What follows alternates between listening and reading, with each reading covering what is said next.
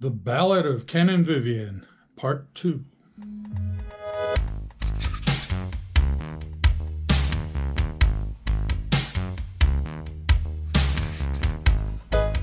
Okay, guys, so we left off in Part 1 at the wedding, and it was really a blast.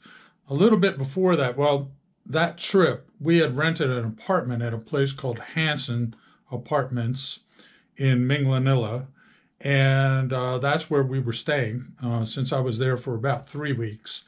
You need about 3 weeks to get married in the Philippines because after you get your marriage certificate, you have to wait 10 days before you can do the wedding. So, but that was a great time. It was a really great time to be in Cebu. It was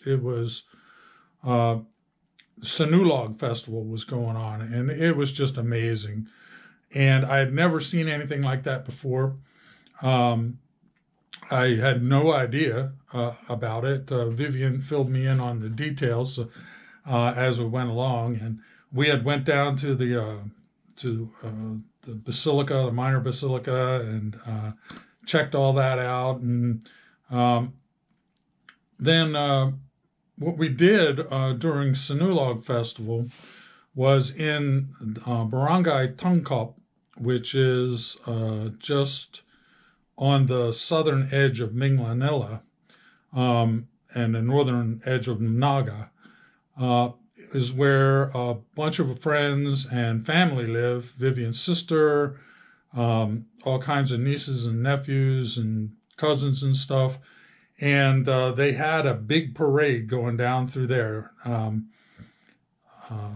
They took the parade. The parade went down through the barangay, and they got down to the beach, and they actually carried the statue of Santo Nino out onto a boat, and then they paraded around with the boats, and then came back on shore. And then this is with bands, marching bands, and the whole 9 yards. I mean, it was dancers, the whole 9 yards in Barangay Tungkop. And then every place we went, there was a spread of food out. I remember saying to Vivian, I don't believe I've eaten this much in years. You know, it was incredible. So there was a spread of food at every house we visited. We must have visited 5 or 6 places. Then a good friend of Vivian's, her daughter had put on a big spread in Tungkop as well, and had invited a bunch of guests, and so we were there for that as well. It was just an amazing time. And I looked up on one of the trucks going by with different floats type of thing, and there's my stepson, CG, he's up there. It was a wonderful time had by all.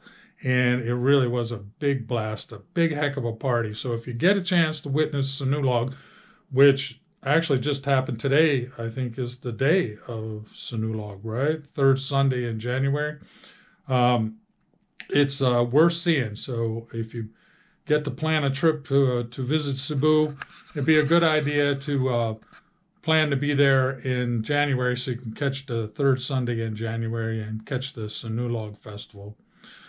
That was a blast. So, and then I spoke in the last video about, I had to leave, and Vivian was crying and all that, and I did. I came back to the States, and when I got back here, I started the paperwork for Vivian's immigration, and got all that underway. But since we were living in an apartment, but we had not had a real proper honeymoon. So I also booked to come back that June for Vivian and I to go to Alona Beach over on Panglao, which is next to Bohol, and spend some time there at the beach, and then go to Oslab and do the whale shark watching thing. And videos of all that stuff are up on Postcards from Cebu, the channel page. And but what we did was we took a ferry from Cebu to Tagbilaran. And now what had happened was, while I was in the air flying over to Cebu in June of 2016, Vivian's sister Charito passed away. She had the cancer and she passed away. So when I landed, I had already booked all this stuff. You know, I had already booked the accommodations and everything else. We ended up taking the ferry over to Panglao. We actually went to Tagbilaran and then caught a van down to the beach. But then we turned around the next day and went back to Cebu and attended the funeral for Charito. And then we left Cebu and went back to Panglao again and spent the rest of our time there. And then I had made arrangements with, in Oslo, I'm trying to remember the name, can't remember the name of the hotel, but with the manager of the hotel, I had made arrangements for a boat from Alona Beach to Oslo. And apparently there's some tour operators that operated a boat going between the two. And so we caught that boat, which Vivian was very skeptical about at first. She thought, oh my God, no, she thought it was just going to be the two of us and a couple of guys in a boat, and they would kill us and throw us overboard and stuff like that. But it turned out to be a pretty well operated boat. It was about 30 of us on there. And that worked out really well. That saved the trip because it's a long trip to go from Alona Beach back to Panglao is about an hour, then catch the ferry back to Cebu, which would have been another 2 hours, and then a 3 or 4 hour bus ride from Cebu down to Oslo. So this was about a 1 hour boat ride straight across, and we were there. So that was a really great experience too. Oh, it was called GT Seaside Inn in Oslo. It's a really nice place. I did a video on it as well. And so for those of you that are planning something like that, that's a great place to stop. I really enjoyed it there. And so then after that, we caught the bus and came back up to Minglanilla, and then it was time for me to fly back out again.